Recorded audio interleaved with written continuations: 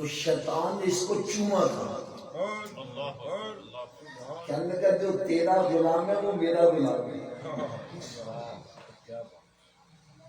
جو تیرا غلام بن جائے گا وہ میرا غلام بن جائے گا۔ ہمیں جس کے دل میں دولت کی محبت سما جاتی ہے وہ دولت کی خاطر اپنے ماں باپ کو بھی قتل کرتا ہے، اپنے بھائیوں کی جائیدادوں پر، بہنوں کی جائیدادوں پر، یتیموں کے مالوں پر قبضہ کر رہا ہے، وہ ملاوٹ بھی کر رہا ہے، سودی کاروبار بھی کر رہا ہے، وہ بے حیائی کے کام بھی کر رہا ہے، جوا بھی کھیل رہا ہے، کاہے کے لیے؟ دولت کی خاطر۔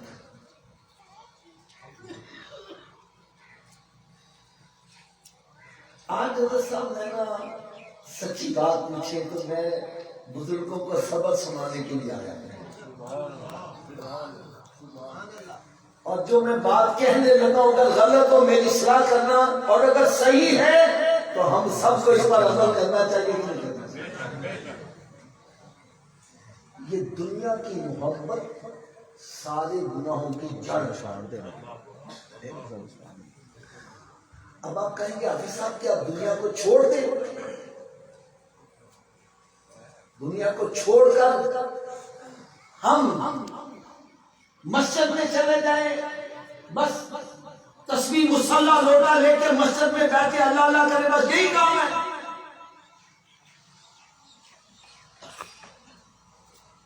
نہیں بھائی، ایسی بات نہیں ہے، ایسی بات نہیں ہے۔ اسلام میں رہبانیت نہیں ہے، اپنا گھر بار چھوڑ کر جنگلوں میں چلے جاؤ، بیوی بچے چھوڑ کر جنگلوں میں چلے جاؤ، اسلام اس کی اجازت دو نہیں۔ اسلام کہتا ہے دنیا کے اندر رہ کر ہی اپنی آخرت کی تیاری کرنا۔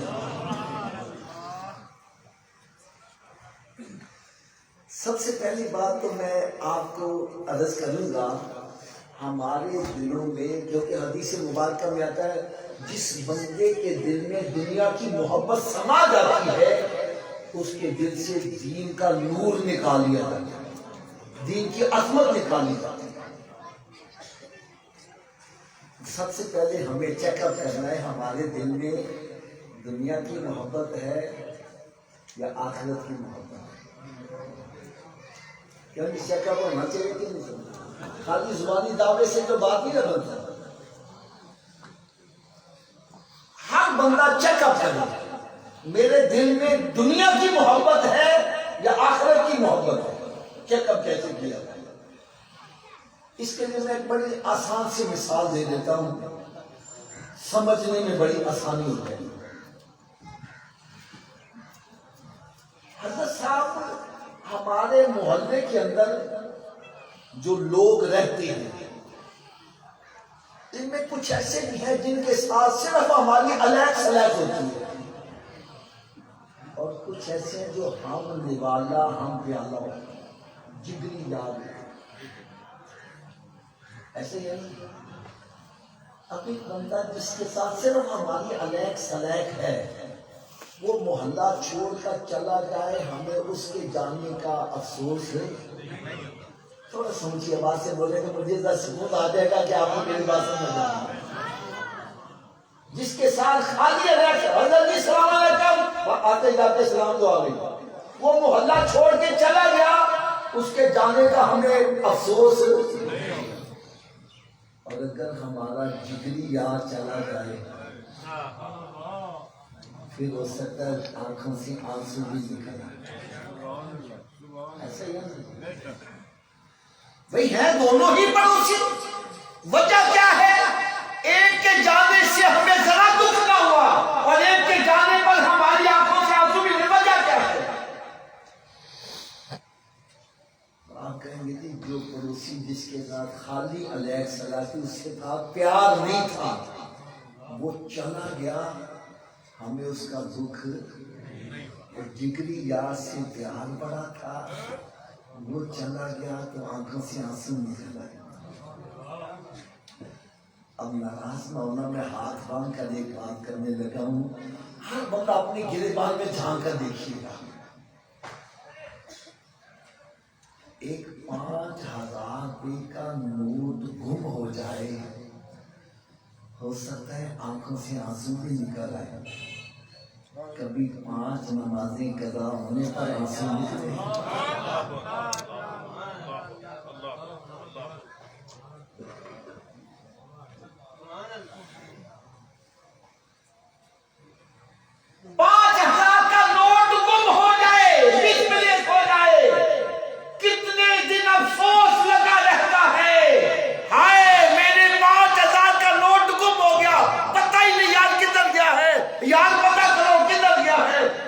کتنے دن افسوس لگا رہا.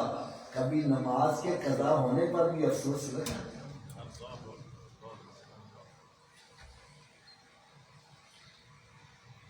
ایک نماز کا چھوٹ جانا کتنا بڑا نقصان ہے. حدیث مبارکہ کا مفہوم ہے، ایک صحابی رضی اللہ تعالیٰ عنہ پریشان حال کھڑے ہیں. میرے آقا صلی اللہ علیہ وسلم نے پوچھا تو پریشان کیوں ہے؟ عرض کرنے گئے یا رسول اللہ علیہ وسلم میرے پاس 10 اونٹ تھے، ان پر قیمتی سامان لدا ہوا تھا، 10 کے 10 کہیں گم ہو گئے ہیں. میرے آقا صلی اللہ علیہ وسلم نے شافر میں میرے صحابی میں تو سمجھا تھا تیری تکبیر اولا فوت ہوگی جس کا تو افسوس کر رہا تھا. ایک دم پریشان یار کیا تکبیر اولا کا چھوٹ جانا اتنا بڑا نقصان جتنا 10 اونٹوں کا سامان لدا ہو. اور میں تو 10 اونٹوں کی بات کرتا ہے، ساری دنیا کی دولت بھی ایک پلڑے میں رکھی جائے، تکبیر اولا کے نقصان کی تلافی نہیں کر سکتا. جس کی تکبیر اولا چھوٹ جائے اس کو اتنا نقصان ہے، اور جس کی جماعت ہی چھوٹ گئی، جس کی نماز ہی قضا ہو گئی، اس کو کتنا نقصان ہوتا.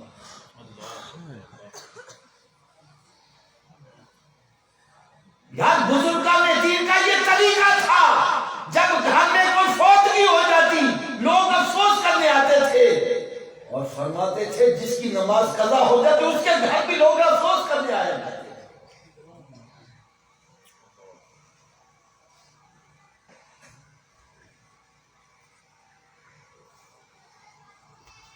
تو بھائی یہ دین اور دنیا کو جدا نہیں کرنا،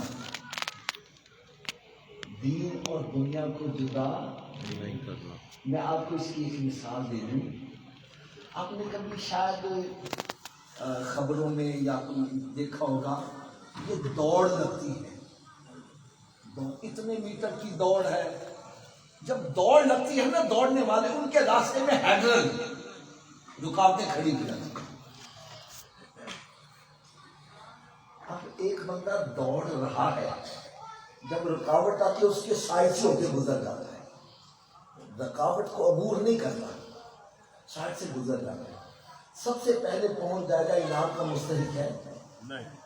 تھوڑا سمجھیے بات. انعام کا مستحق کون ہوگا؟ جو رکاوٹ کو عبور کر کے پہنچے. بس سمجھ لو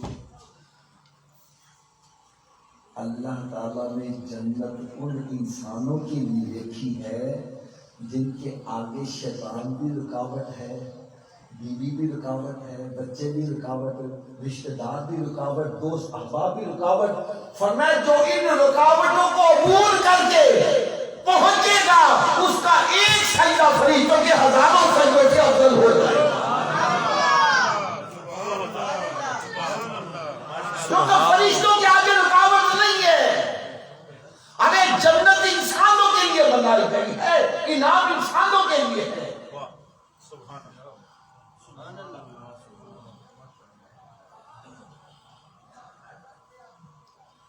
اب دین اور دنیا کا تعلق کیسا ہونا چاہیے؟ دین اور دنیا کا تعلق کیسے ہونا چاہیے؟ حضرت صاحب یہ اگر میری بات سمجھ میں آئی میں یقین جانو بہت فائدہ ہوگا.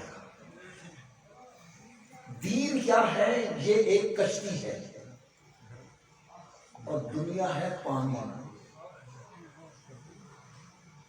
دین کیا ہے؟ تھوڑا سوچیے بات. دنیا کیا ہے؟ اگر کشتی کو پانی سے جدا کر دو سفر کر لے گی طے؟ آپ نے دین کو دنیا سے جدا کر دیا، آپ کوئی سفر طے نہیں کر سکتے، کوئی روحانی منزل طے نہیں کر سکتے۔ میرے آقا صلی اللہ علیہ وسلم کی حیات طیبہ ہمارے لیے بہترین نمونہ ہے۔ میرے آقا صلی اللہ علیہ وسلم نے شادیاں بھی کی ہیں، کی کہ نہیں یار؟ ان کی اولاد بھی ہوئی کہ نہیں ہوئی؟ میرے آقا صلی اللہ علیہ وسلم نے تجارت بھی کی، جنگیں بھی کی، حکومت بھی کی ہے، مزدوری بھی کی ہے۔ میرے آقا صلی اللہ علیہ وسلم کی حیات طیبہ، ارے جس بندہ شعبے سے تعلق رکھنے والا ہے سرکار کو دیکھے گا، سرکار رہنما نظر آئیں گے۔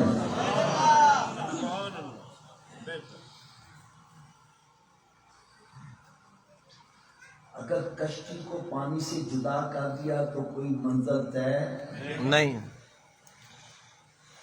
اب کشتی کا تعلق پانی کے ساتھ کیسا ہونا چاہیے؟ کشتی اوپر رہے، پانی نیچے رہے۔ اللہ اکبر، نہیں سمجھ گئے؟ دین اوپر رہے، پریاٹی دین تو دینی ہے، دنیا پر نہیں دینی۔ کشتی اوپر رہے، پانی نیچے، دین اوپر رہے، دنیا نیچے، پھر کشتی سلامتی سے جائے گی۔ اگر پانی اوپر کر دیا، کشتی نیچے، اب کیا ہوگا؟ اونچی بولو، کیا ہو جائے گا؟ آپ کہیں گے حافظ صاحب اس کا کیا تعلق ہے؟ آسان سا سمجھایا جائے تو بھائی آسان سا سمجھ لو۔ میں دکانداری کر رہا ہوں، سمجھانے کے لیے بتایا، لوگ لاکھوں روپیہ لے کر کھڑے، حافظ صاحب ہمیں سودا دے، حافظ صاحب ہمیں سودا دے، حافظ صاحب ہمیں نوٹ آ رہے ہیں۔ ادھر سے آواز آتی ہے حی علی الصلاۃ، اس کا کیا مطلب ہے؟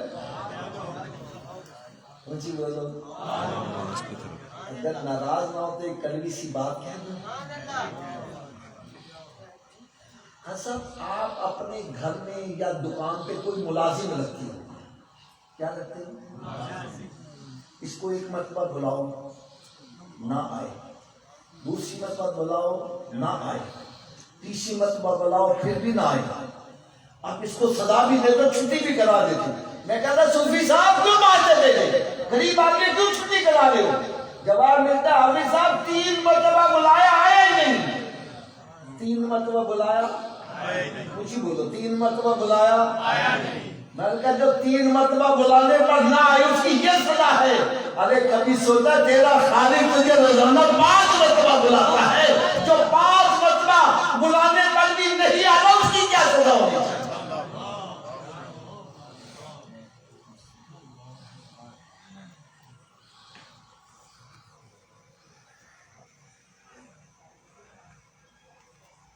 ہم لوگ آ رہے ہیں، دولت آ رہی ہے، دنیا آ رہی ہے، لوگ ہاتھوں میں لے کے کھڑے، آپ اس آپ ہمیں سودا دے، ادھر رب تعالیٰ کی طرف سے حی علی الصلاۃ، آ جاؤ نماز کے لیے۔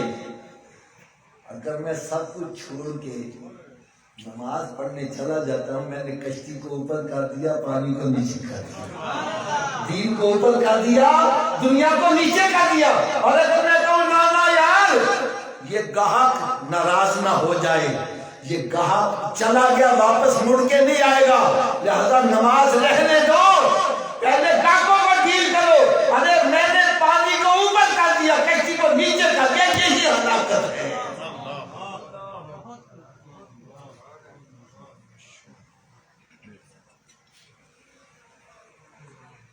پیسے کمائے، خون پسینہ کر کے پیسے کمائے،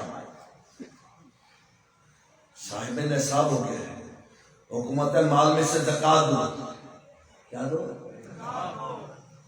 اندر سے ہمارے دوئے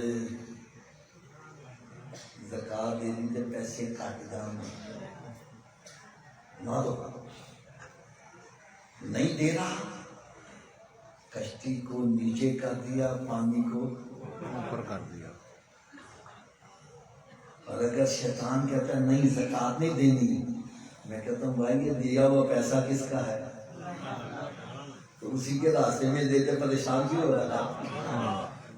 اور بھائی भाई बाहे कख न रहे, पैसा एक भी न रहे, रब राजी हो गया, एक पैसा गया, सारी जान भी कुर्बान कर दी। अल्लाह अकबर, सुभान अल्लाह। दौलत की परवाह नहीं, ज़कात दे दी, मैंने दीन को ऊपर कर दिया, दुनिया को नीचे कर दिया। नीचे कर दिया। हुक्म आता है रोजा रखो, जी गर्मी बड़ी है, रोजा रखा तो कमजोर हो जाएंगे, तो मेहनत मजदूरी कि करा, ऐसे बच्चे लेकिन वासी के मैं कमाऊंगा, रोजा नहीं रखता। अब इसने दुनिया को नीचे कर दिया, दुनिया को ऊपर कर दिया, और दीन को कश्ती को नीचे कर दिया, या ना। और अगर वो कहता है कि भाई पैसे कैसे कमाएगा, जवाब आता है भाई राज़िक कौन है, मुझे बोलो। बहुत छोटी सी कड़वी सी बात मालूम, आज मैं किसी का मैं यार बच्चे को हाफिज़ कुरान बनाओ और बच्चे को आलिम दीन बनाओ, कहता कि खाएगा किसको, जैसे क्या वो जी हाफिज़ बना लिया कि खाएगा कितों, आलिम दीन बन गया कि खाएगा कितों। मैंने कहा भाई जब तुम माँ के पेट में, उस पर कौन सी तेरी मशीनरी चलती थी, उस पर कौन सा तेरा फैक्ट्रियां चलती थी, रब ताला तो तुझे माँ के पेट में भी रिज़्क़ पहुंचा रहा था। अरे जो माँ के पेट में रिज़्क़ पहुंचा सकता है वो तुझे दान रिज़्क़ दे दे। वल्लाहु यर्ज़ुक़ु मन यशाअ बगैर हिसाब, अल्लाह ताला जिसको चाहता है बगैर हिसाब ही रिज़्क़ अता करता है। अरे रिज़्क़ हमारी फुर्तियों से नहीं मिलता,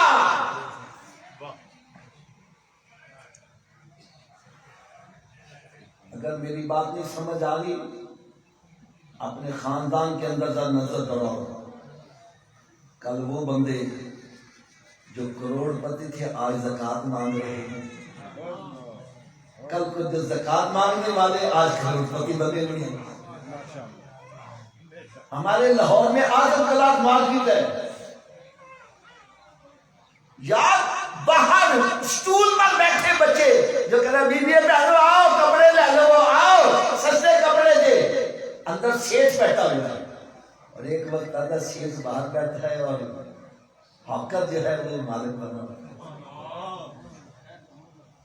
तूतिल मुल्क मन तशा व तंज़िउल मुल्क मिम्मन तशा व तुइज़्ज़ु मन तशा व तुज़िल्लु मन तशा।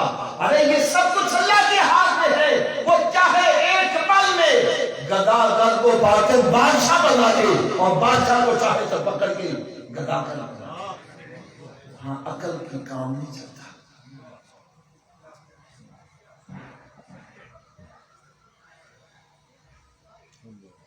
रिश्वत का पैसा आ रहा है अंडर दी टेबल, और ले लो कोठी कार बंगला दिया जा रहा है, इस पे साइन कर दो, कोई नहीं देख रहा। कहते कोई नहीं देख रहा, मेरा रब तो मुझे देख रहा है ना। अरे मैंने हलाल की कमाई नहीं खा दी, अरे उसने ठुकरा दिया है, उसने कश्ती को ऊपर कर दिया, पानी को नीचे कर दिया। और अगर कहता नहीं आने हो, कड्डी है ही नहीं, आने हो जो आंदा आने हो।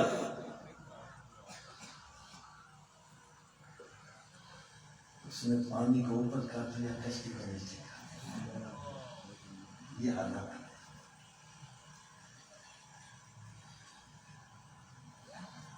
हज़रत साहब एक मयार है अल्लाह ताला की हाँ, और एक मयार है हमारे यहाँ। ऐसा बड़ी तवज्जो से जरा सुनना, अल्लाह ताला के यहाँ मयार इज्जत का क्या है, इन्ना अकरमकुम इंदल्लाहि अत्क़ाकुम। अल्लाह ताला के यहाँ इज्जत वाला वही है जो तकवा परहेजगारी में ऊंचा मकाम रखता है। और हमारे यहाँ इज्जत का मयार क्या है, नोट। नाराज ना होना, मैं कड़वी बातें कहने लगा हूं, آج ہم اپنی مذہبی اسٹیجوں پر بھی بدماشوں کو بٹھاتے ہیں، زانی شرابیوں کو بناتے ہیں. کیوں؟ ان کے ہاتھوں میں نوٹوں کی تھیلیاں ہیں. ہم ان کو رسپیکٹ دیں، عزت دیں.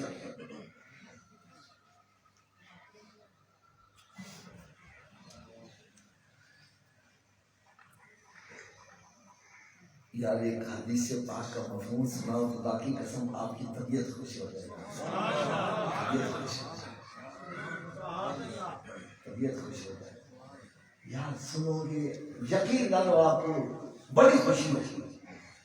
حدیث مبارکہ کا مفہوم ہے کہ میرے آقا صلی اللہ علیہ وسلم نے ارشاد فرمایا قرب قیامت ایک ایسا وقت آئے گا کہ لوگوں کے نزدیک عزت کا معیار دولت بن جائے گا. اگر حال بھی سمجھ نہیں آ رہی تو بہت چھوٹی سی مثال دے دیں. بچی کا رشتہ دیکھنے جانے دیکھنا کوٹھی ہے، کار ہے، بنگلہ ہے، کتنے پیسے کمانا ہے. کبھی یہ پوچھا یا نماز بھی پڑھ رہے کہ نہیں پڑھ رہے؟ ناراض نہ ہوتا. میں غلط تو خدا کی قسم میرا لحاظ نہ کرو، میری جولی میں ڈالو، کہو غلط کہہ رہے ہو. کبھی پوچھا جا کے نماز بھی پڑھتا کہ نہیں روٹی حلال کی کھاتا ہے حلال کی کھاتا ہے.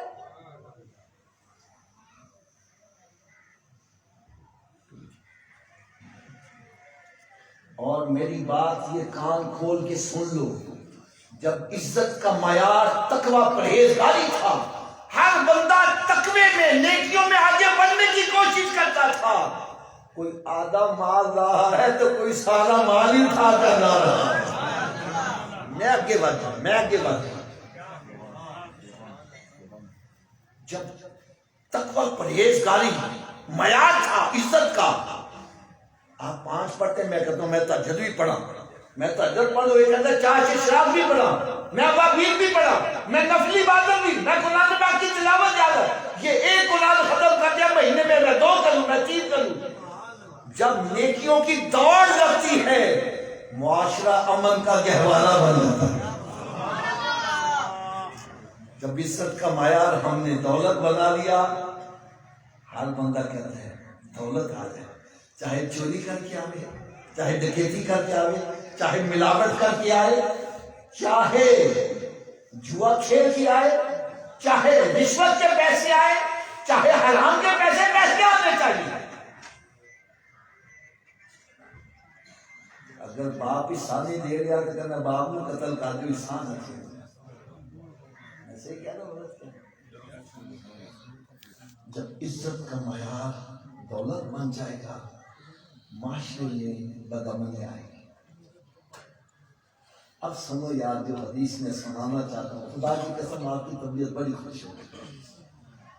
میرے آقا صلی اللہ علیہ وسلم نے ارشاد فرمایا قرب قیامت کچھ ایسا وقت بھی آنے والا ہے لوگوں کے ہاں عزت کا معیار دولت بن جائے گا اور اقتدار کے لیے قتل کرنے پڑیں گے، اقتدار کے لیے حرام ذرائع اختیار کرنے پڑیں گے. میں ایسی وقت میں جو بندہ عزت کو لات مارتا ہے اور ذلت کو قبول کرتا ہے، نہیں سمجھے؟ تو رشوت کے پیسے آ رہے ہیں، پیسے آگے تو عزت مل جائے گی. رشوت کی گاڑی مل رہی ہے، نئی گڈی 0 میٹر مل گئی، لوگ سلوٹ مانیں گے. اور میں یہ ٹھکرا دیتا ہے، وہ کہتا مجھے عزت نہیں چاہیے، میں ذلت میں ہی رہنا پسند کرتا ہوں. مجھے اقتدار نہیں چاہیے، حکومت نہیں چاہیے، میں کسی کو قتل نہیں کروں گا، میں حرام ذرائع استعمال نہیں کروں گا. فرمایا ایسے وقت میں جو عزت کے بجائے ذلت کو پسند کرے گا، قیامت کے روز رب تعالیٰ اس کو 50 صدیقوں کا شمار کرے گا.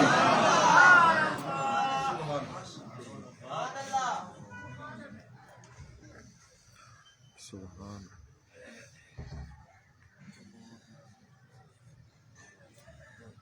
پھر ایک اور بڑی پیاری بات بنو، لاہور والوں کو سمجھانا تو بھائی بڑے میرے لیے بڑا آسان ہوتا ہے. آپ پتہ نہیں سمجھیں گے کہ نہیں سمجھیں گے. لاہور والوں کو سمجھانا پتہ کیوں آسان ہے. میں کہتا ہوں بھائی راوی دریا کے پل پر آیا, پل کراس کرو گے تو جہانگیر کا مقبرہ ہے, بڑی جگہ گھیری ہوئی ہے, بڑے بڑے قیمتی پتھر لگے ہوئے ہیں. کوئی قرآن پڑھنے والا نظر نور جہاں کی بارادری, وہاں کتے پھرتے نظر آتے ہیں, تو قرآن پڑھتا نظر نہیں آتا. میری بات غلط ہے, آپ جا کے چیک کر سکتے ہیں. لوگ کرکٹ کھیلتے نظر آئیں گے, قرآن پڑھتے نظر نہیں آئیں گے. ایک مرتبہ شادرہ پنڈ میں میرا بیان تھا, رات لیٹ سے میں واپس آیا تو وہ انڈر پاس انہوں نے جو بنایا ہے نا وہ ریلوے کراسی کے نیچے, میں غلطی سے دوسری طرف چلا گیا. حضرت صاحب جہانگیر مقبرے کے سامنے میں جب پہنچا, اتنا خوفناک منظر, اتنا ڈر آیا, میں نے جلدی سے گاڑی گھمائی, باہر آیا. جب راوی دریا کراس کیا تو آگے داتا حضور کا مزاج شروع نظر آ گیا.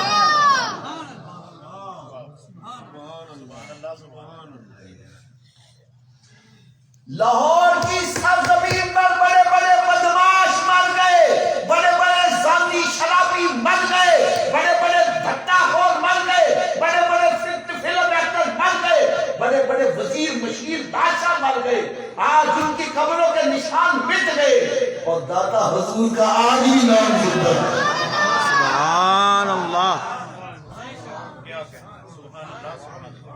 نعرہ تکبیر, نعرہ رسالت, نعرہ تحقیق, نعرہ حیدری, آستانہ علیہ حضرت کیلے والا شریف, فیضان اولیاء. میں آپ سے ایک سوال کروں گا. داتا صاحب رحمۃ اللہ تعالی علیہ, آج ہم بھی اپنا گھر بار چھوڑ کے, کوئی انگلینڈ جاتا ہے, کوئی امریکہ جاتا ہے, کوئی دبئی جا رہا ہے, کوئی شارجہ جا رہا ہے, کوئی سعودی عرب جا رہا ہے نوٹ کمانے کے لیے. نوٹوں کی خاطر گیا ہے, دنیا کی خاطر گیا ہے, دنیا ہاتھ. اب میں آپ سے ایک سوال کروں گا, بات سچی کرنا. داتا صاحب رحمت کا اپنا گھر بار چھوڑ کے لاہور تشریف لائے, نوٹوں کی خاطر آئے تو کس کی خاطر؟ وہ بھوکے رہ گئے. آج کتنی دنیا ان کے در سے پل رہی ہے. حضرت صاحب میں جب جاتا ہوں نا, میں دیکھتا ہوں کھا بھی گئے نہیں تو نا چھاپل ہی پڑے ہیں, اور خود بھی کھا لیا, گھر والوں کے لیے بھی لے جا رہے ہیں, لنگر پھر بھی ختم نہیں ہو رہا. آوازیں لگتی ہے کوئی ہے دادا کا لنگر کھانے والا. ارے یہ ہے اصل راستہ. علامہ اقبال کیا کہتا ہے؟ وہ کہتا ہے من کی دولت ہاتھ آتی ہے تو پھر جاتی نہیں, ارے تن کی دولت چھاؤ ہے, آتا ہے دھن جاتا ہے دھن. یہ دنیا کے عہدے آج اس کے سر پر چھایا, کل اس کے سر پر چھایا, اور اللہ کے ولی کو جو ولایت ملی ہے پردہ بھی کر دیا, ولایت پھر بھی رہتی ہے. یہ ہے اصل, یہ ہے اصل. اور اس اصل کی طرف, اس اصل کی طرف. اب یہ اصل کی طرف کیسی آئیں گے؟ اللہ تبارک و تعالیٰ نے قرآن مجید میں ہی ارشاد فرما دیا, قد افلح من تزکا. فلاح پا گیا, کامیاب ہو گیا جس نے اپنے اندر کی صفائی کر لی. یا اللہ صفائی کیسی ہوگی, گند کیسے پڑتا ہے وہ تو میں نے بتلا دیا. دنیا کو اوپر کرو گے, دین کو نیچے کر دو گے تو پھر گند پڑ جائے گا. ٹھیک ہے, اب یہ گند کی صفائی کیسی ہوگی؟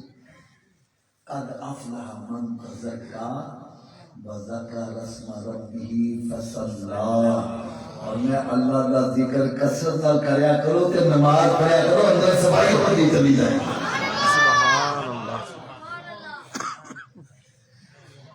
میرے آقا صلی اللہ علیہ وسلم نے ارشاد فرمایا, جس طرح لوہے کو زنگ لگ جاتا ہے دلوں کو بھی زنگ لگ جاتا ہے. رسول اللہ نے دلوں کا زنگ کیسے دور کیا جائے گا؟ فرمایا موت کو کثرت سے یاد کیا کرو اور قرآن پاک کی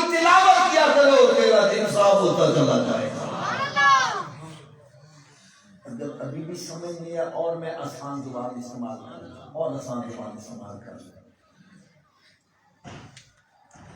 جہاں سے میں نے شروع کیا تھا وہیں میں واپس آ رہا ہوں، وہیں واپس آ رہا ہوں.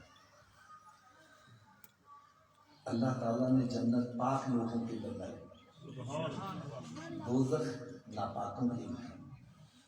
میرے آقا صلی اللہ علیہ وسلم کی چشمان مبارک سے آنسو جاری ہو گئے. عرض کرنے کا مالک مولا، میرے امتی تو گناہ بھی کریں گے، ان کا اندر ناپاک ہو گیا تو وہ دوزخ کی آگ میں جلیں گے، تو جہنم کی آگ میں وہ جلیں گے تو میں کیسے برداشت کروں گا؟ یا اللہ تو کرم نوازی کر دے، ان کو پاک کرنے کا نسخہ بھی بتلا دے. تو رب تعالیٰ نے ارشاد فرمایا، اے میرے محبوب یہ 5 نمازوں کا تحفہ لے جاؤ. کتنی نمازوں کا؟ اس نمازوں سے کیا ہوگا؟ فرمایا جس طرح کسی کے گھر کے سامنے نہر جاری ہو اور وہ دن میں 5 مرتبہ اس میں غسل کرے، اس کے بدن پر میل نہیں رہے گی. اور میں تیرا امتی 5 نمازیں پڑھے گا، اس کے باطن میں گناہوں کی میل نہیں رہنے دوں گا، جنت کا حقدار بنا دوں گا.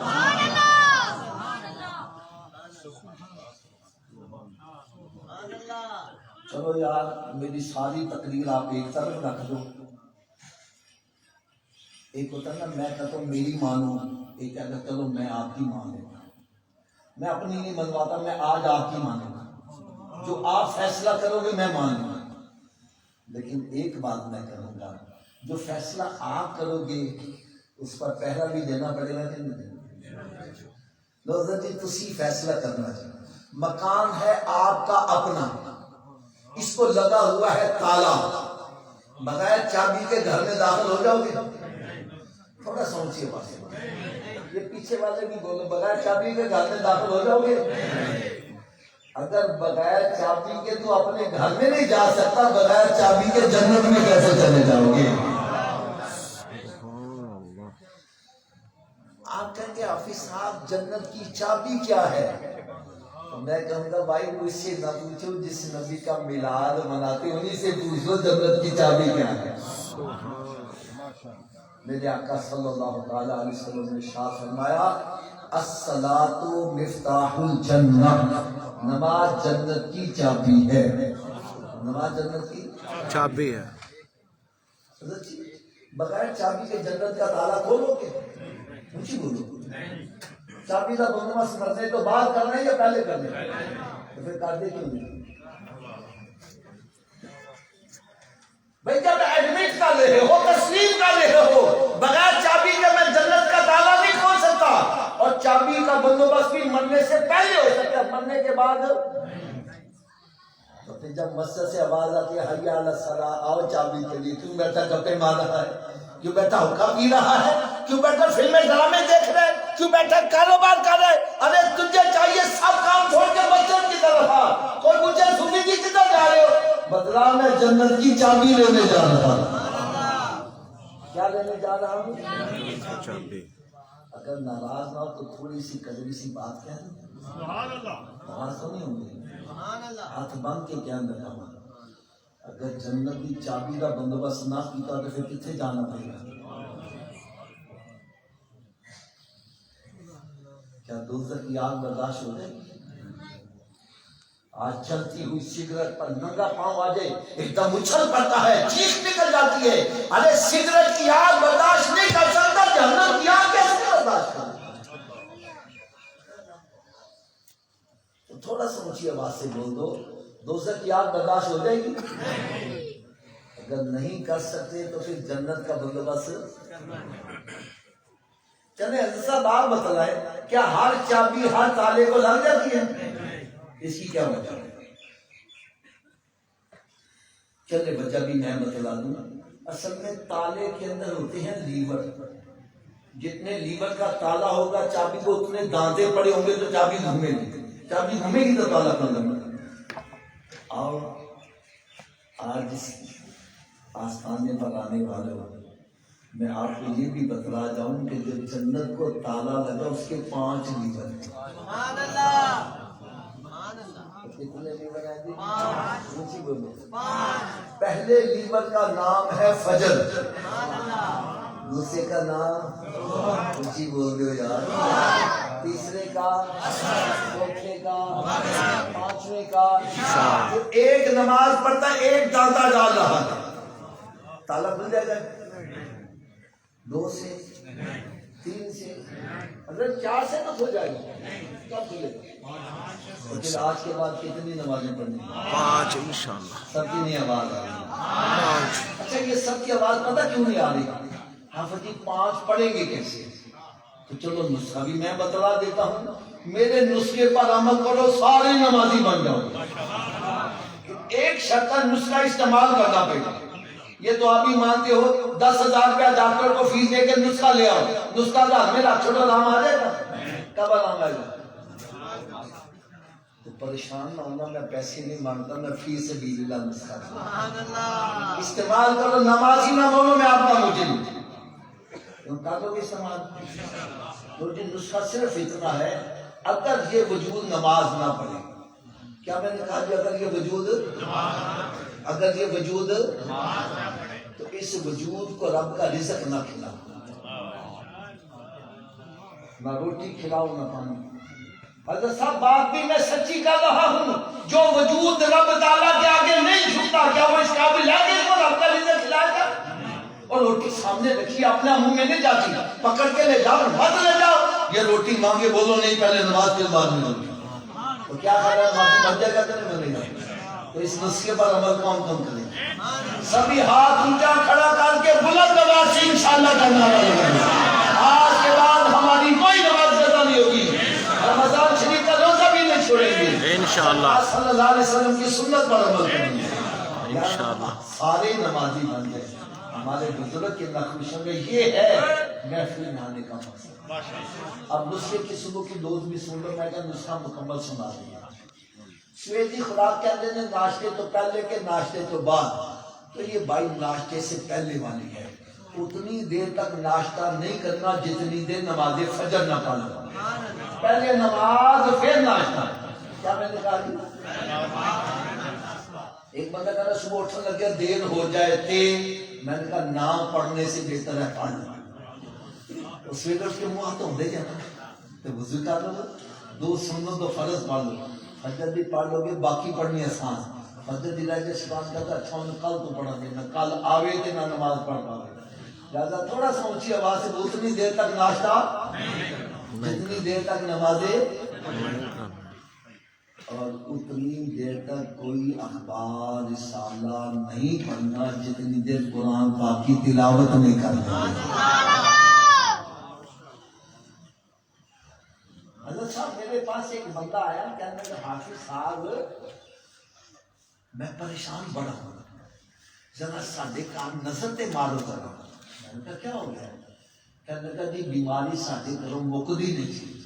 ایک اٹھتا جے دوجا لمحہ پہ جانا تے لڑائی ہر ویلے پوکر کھڑی رہنی جی. تے بے برکتی یعنی کہ سارا ٹبر کما لیا، پیسے کا پتہ نہیں کدھر جا رہا. حافظ جی ذرا نظر مارو کار ساڈے کسی نے کالا تے نہیں جے کر دیا. میں کہا کار قرآن پڑھتے کہ کہندا جی نہیں. میں کہا پھر پیلا بھی نال ہی ہو گیا.